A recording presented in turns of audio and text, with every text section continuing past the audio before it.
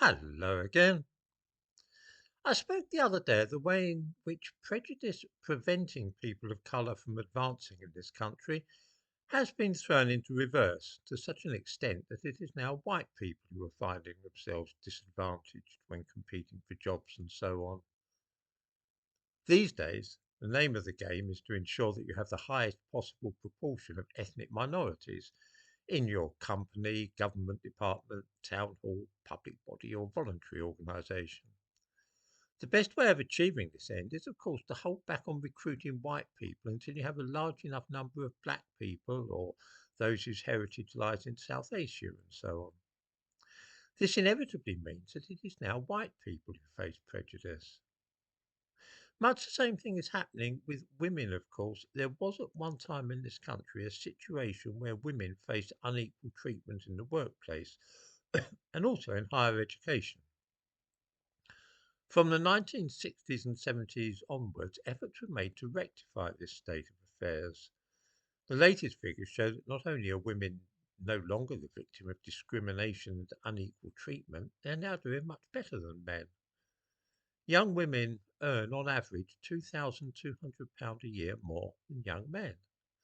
They are also much more likely to go to university now, whereas a few years ago most university students were men.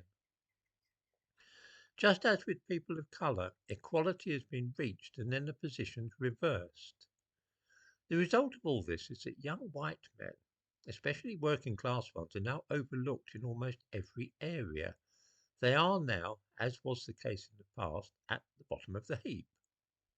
They do not even have a political party dedicated to their interests. How many working class white men do we see in the cabinet? A Labour cabinet yet? The middle class, who have exceedingly sharp elbows when it comes to getting ahead, are of course doing well enough. Working class women are also advancing at a decent rate.